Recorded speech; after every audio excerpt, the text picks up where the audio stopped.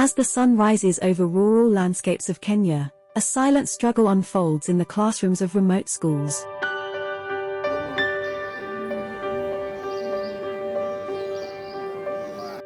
For many young girls, their education journey is disrupted by the natural rhythm of their bodies. Most of the parents, they are quite ignorant. They don't understand the very much importance of the sanitary pads. So you find sometimes they said the girls to us here in school, and the girls are on their periods, and they don't have the sanitary pads. Or if not so, they retain the girls at home. And it becomes quite a challenge. Even when the girls come to school after the 3 days, they are quite embarrassed because it's like everybody knows the reason why they didn't come to school.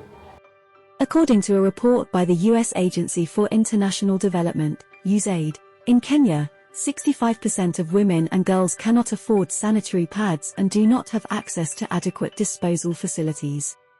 It becomes quite obvious. In a day, you can't get a full class of girls because almost every day there's a girl who has missed, and it's quite a challenge to us.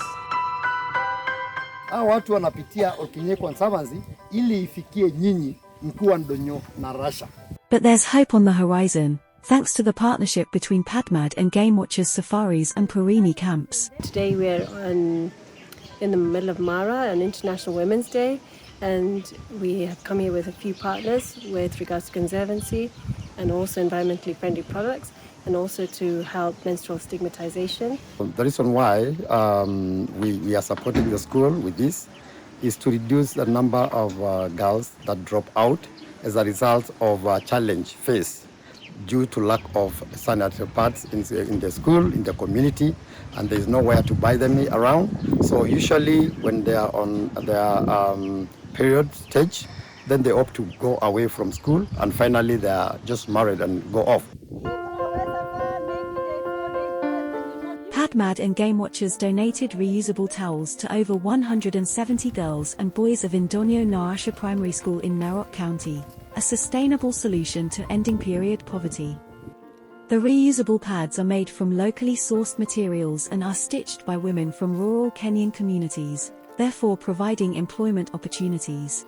So we work on 3 pillars. One is education, empowerment and environment. So we have an educational program which we run in schools for boys and girls and community members.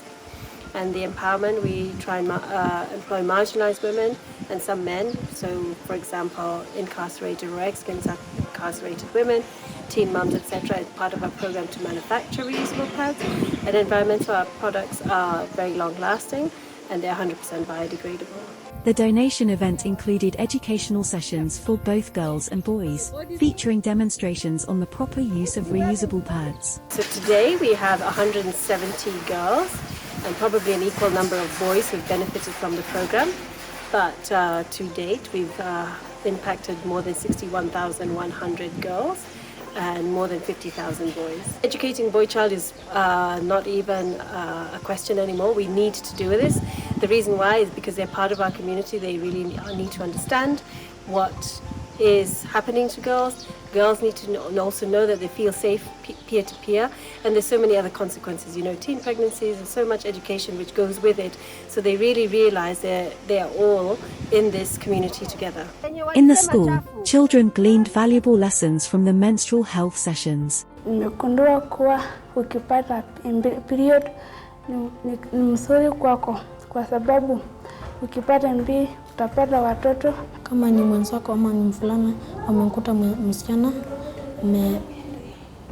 hiyo damu imeingia kwa nguo zake, si vizuri kumchekelea na si vizuri kumdharau.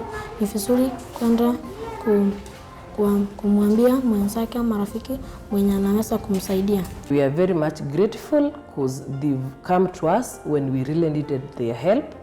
We've been waiting for the government donation and it has not yet come.